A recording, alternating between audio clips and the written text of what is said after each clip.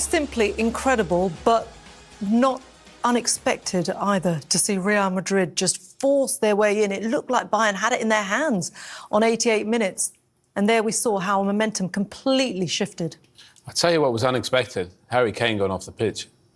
I mean, that's one of the biggest subs I've ever seen in a game of football, of that magnitude.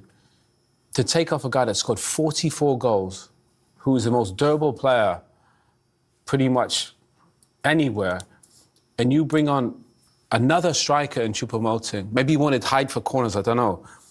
You cannot take him off. There's 5 minutes left in the game, there's 10 minutes in extra time, potentially. 15 minutes, I said to Scholes straight away, they're going to score. And then what? You know, I mean, that's one of the biggest calls. I love Thomas Tuchel. I don't know why they made that call. Kim came on 10 minutes before that, and they were quite comfy, Bayern. They went from a back four to a back three. All those things, but Bayern had it in their hands, and they let it go. The mistake from Neuer obviously was a big part, but the subs, everybody's going to be talking about the subs. You cannot take Harry Kane off. Yeah, exactly. Let's talk through that timeline just for the viewers at home. 76 minutes, Kim comes on for Leroy Sané, and as you say, they change shape. They go to a back three. 4 minutes later, Joselu comes on. No one fancies him to be the match winner, but he's on nonetheless. 4 minutes later, Musiala and Kane, your most creative players, on the 85th minute, they're both taken off. On the 88th minute, this is what happens.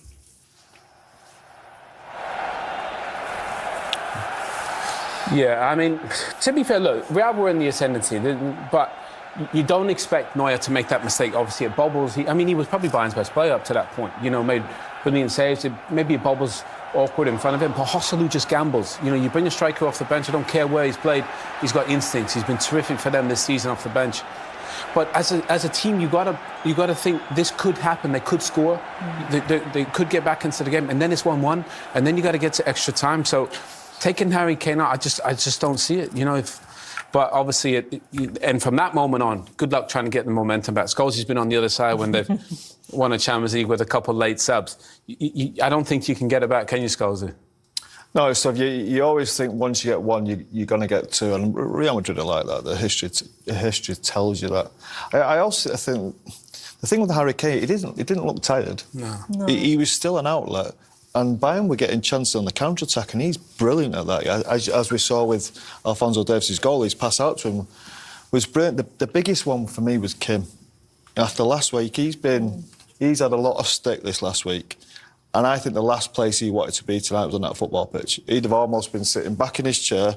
Thomas, please don't see me. Don't make eye contact. Yeah, don't make eye contact. Don't bring me on here. Because they were I thought they would come to win the game. There was little bits from Vinicius, I suppose. But other than that, they didn't really look a threat. And as soon as he came on, he looked, the first 30 seconds, he was all over the place. And then, obviously, we know what happened with the rest of it. And the second goal was, I know he played for Stoke, it was almost like a Stoke City goal.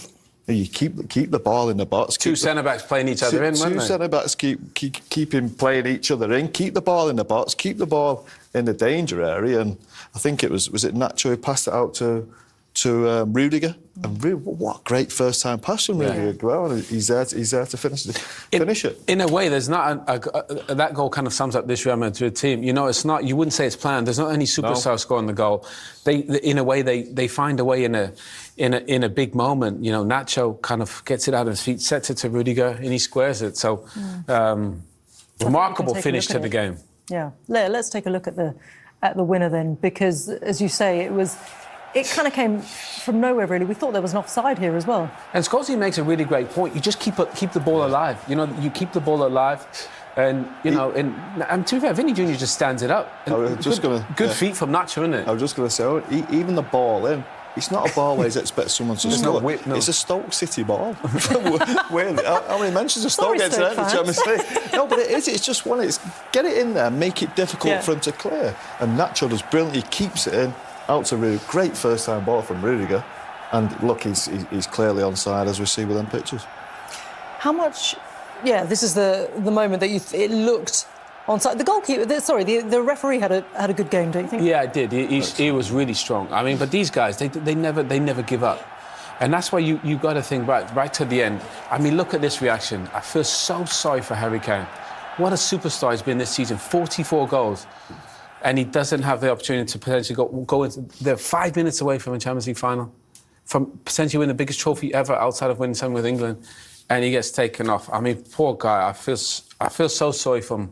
He's been amazing this season, and I don't know why, but that just didn't go to plan the last 10 minutes. He's done everything right. I mean, you've got to think that Thomas Tuchel is going to be haunted by that decision forever. Yeah, a little bit, but if you look over the two legs, 3 of Madrid's goals were mistakes. You think 2 from the centre-half came, you think Neuer tonight. So, manager can't always legislate for that. Yes, we don't think the subs were right, but this is Real Madrid. We keep saying, historically, this is what they do. They are never out of games. They've done it right through the existence of their club. They've done it right through this competition. They've not been great all the way through. And I don't think it's a team we'll look back on and say, what an amazing Real Madrid team. The ones we've seen, like the Figos and Ronaldos, it's not a brilliant team, but it's got that history behind them, and they find a way to do it. They always find a way. Dortmund did that yesterday, didn't they? You know, they dug in and they fought and they defended really well, and then they hit you on the counter. Real are just like a much better way better version of that, and they can defend, goalkeeper makes saves, and then they got players at the top of the pitch that can go and win you the game. And to be fair, when Joselu's getting 2, you know, they're probably going to be hard to beat. To be fair, Real Madrid, they look short of a centre-forward. They had Vinicius. I thought Rodrigo was pretty quiet tonight, but they look short of a centre-forward, and all of a sudden they bring a centre-forward on with a little bit of presence, and they go and score 2 goals. Yeah, and they go and do it in glorious fashion as well. But you talk about the forwards. I mean, Vinicius Junior is a big star. Last night, for example, we were waiting for the big Kylian Mbappe moment. It didn't happen. Vinicius Junior